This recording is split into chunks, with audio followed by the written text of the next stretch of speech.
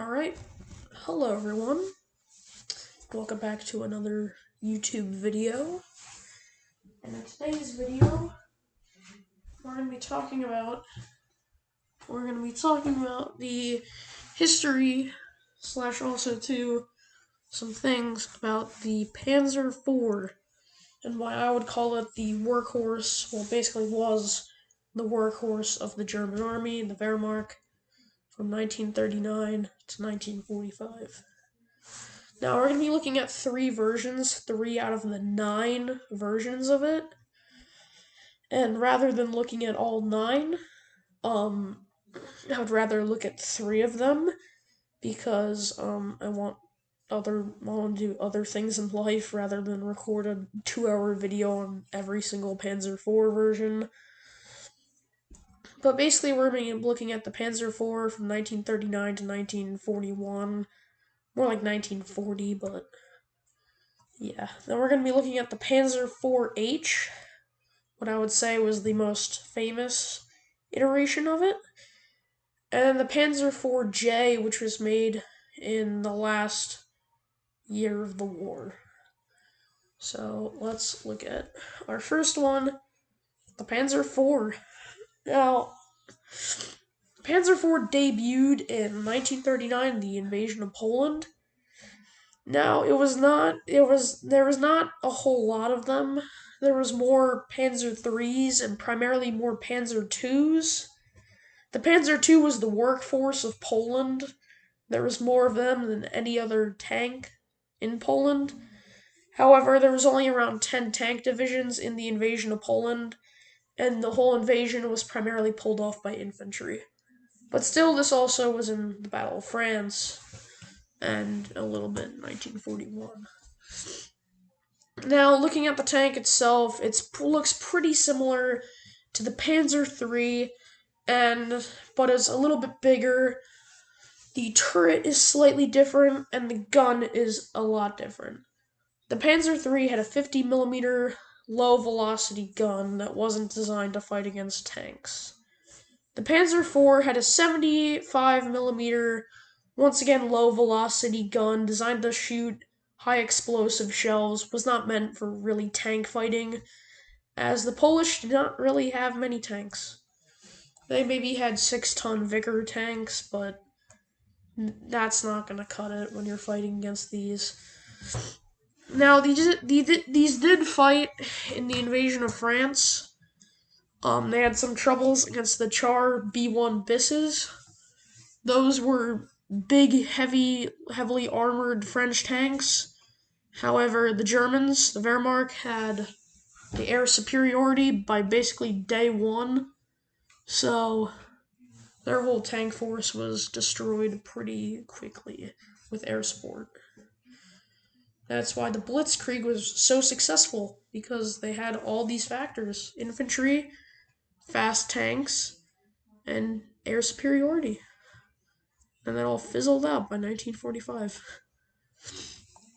And speaking of the 1940s, let's look at our next tank. There isn't much on this tank other than it fighting in Poland and doing all sorts of other stuff, and it was primarily used in those big battles.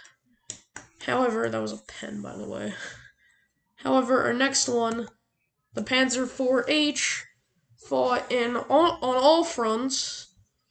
It primarily fought on the Eastern Front, as you can see with this one right here, all covered in snow. It also fought in the Bulge, in the Ardennes, and it fought on the Western Front, and I think there was a couple that fought on the Italian Front. I highly doubt it, though, with the Italian Front. There wasn't much going on there.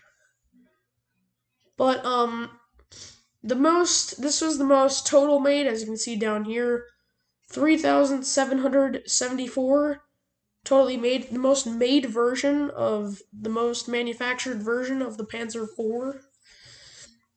And other than the Panzer IVH having a lot of internal changes, a lot of like engine changes and like mechanical changes, most notable outside change was side skirts added. for extra armor protection on the wheels. And yeah, had turret side skirts as well as side armor side skirts. And these tanks also were fitted with a new 75mm gun, same type. It was the same 75mm gun. Well, actually, not the same. It was longer. It was much more high velocity. It was more designed to fight against other tanks, specifically Soviet T-34s and like American Shermans.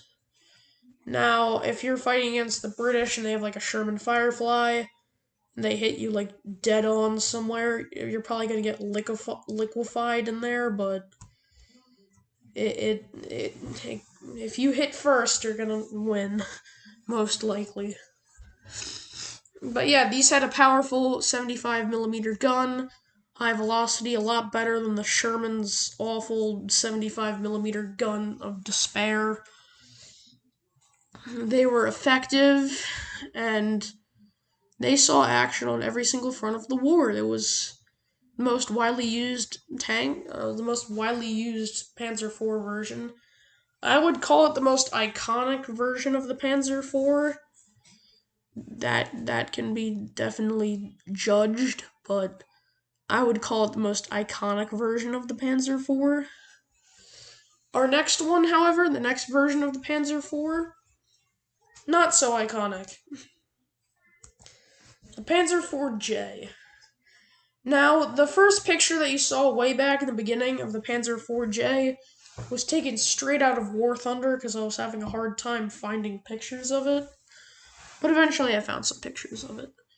Now, the Panzer IVJ, other than most of the time it did not have turret side skirts, or sometimes it would not have hull side skirts, it was significantly different.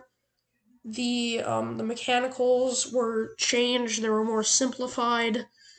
So as a result, you had things like engine problems, like breakdowns with like the engine and stuff. Maybe if you're with the Yag Tiger, the transmission is not working. Um Also too, like the Germans by 1945 and 1944 when this came out, they did not have a lot of fuel. Also too, these were made a lot more cheaper because by 1944, basically every single major city in Germany was bombed. Therefore, all the factories were basically destroyed. So these are mainly manufactured in Austria, where they typically did not have side skirts. Or if you're like these two, especially this one too, this one has turret side skirts, this one does not. It changed depending on who manufactured it, or if you wanted to put them on. But in this case, they used a more synthetic mesh material, which what was supposed to happen was when you used certain rounds, it would essentially ignite the round before it hit the hull, so you wouldn't get damaged. But like essentially, sabot rounds wouldn't penetrate the armor. It didn't work, as you can see with this one, which is probably destroyed, judging how both compartments are opened and there's parts literally laying around. It didn't work, and these tanks broke down often. Sometimes they would get scuttled, just destroyed by their own crew members. And a lot of these tanks did end up falling into the Allies' hands. I'll talk about that in our conclusion, because this tank fought in a lot of other wars too. If we actually go back to the Panzer IVH, actually, you know what? Let's just go straight to the conclusion. Conclusion, what do I think about the Panzer IV? This is pretty short, but we're going over this pretty quickly. It's going to be very in-depth with this one. Now, after World War II, post-World War II, a lot of these ended up in countries like France, Austria, Czechoslovakia. Some got sent to the British, others got sent to the Americans. You're probably gonna find a Panzer IVH in basically every World War II tank museum, every major World War II tank museum. They were typically they were effective. Certainly, they were the workforce of the German Wehrmacht for most of the war. Towards the end, though, where they ran out of fuel and basically had nothing to use, when they were literally using civilian Volkssturm to fight against the Allies and stuff, it it wasn't working out well for them. But other than that, they did fight in other wars too. Some of them ended up to the some of them ended up to Israel. So as a result, during the 6 Day War from the 1960s, some of these were fighting in the 6 Day War. Some of them were used in Syria from 1953 to 1973 for 20 years. Yeah, 20 years. I almost got the math wrong. Um, so yeah, these were distributed amongst a lot of countries and were used for a long time until modern tanks came out. And essentially, once you had like T-55s and T-72s and whatnot, this became very outdated. Like now, I think only very countries that can't afford much would use these. And even then, I think these would be paid for a lot of money to be in museums and whatnot. But my conclusion on the whole tank itself, I would say, is very good. It was effective. It was a nice tank. I would say it was probably the backbone. It basically was the backbone of the entire German army, the whole mechanized army. It worked out. It was effective. It could destroy Allied tanks. And overall, even though the Germans lost World War II, if they played their cards right, with these tanks, they could have maybe won. Which, thinking of that, that's kind of sad. But hey, what can I say? It was a good tank, and it's pretty famous. One of the most famous German tanks of World War II. I mean, of course, you have other famous tanks like the Tiger and, the Tiger II, the King Tiger and whatnot, and like the Sherman, but this was another one of those. It was effective, useful, and overall, what I'm trying to say is just it was an effective and good tank. And that was probably a very short video on it.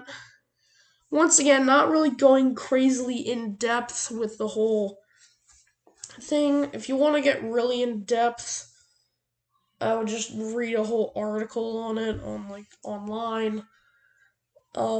Watching this video is certainly not going to give you enough information to win like a history quiz or get like an A+ on a history quiz on this, but it might help out if you just want to learn about some stuff.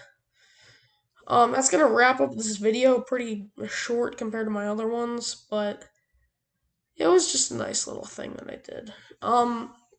Have a happy holiday. Have a happy Christmas. What am I mean? I'm American. A Merry Christmas. If you're in Britain, though, have a happy Christmas. Have a happy Hanukkah if you are Jewish. And yeah, have a nice day. Have a nice night. Have a nice morning. Have a nice afternoon. Whatever time of day it is. Have a nice day. That's going to conclude this video. And what did I just do?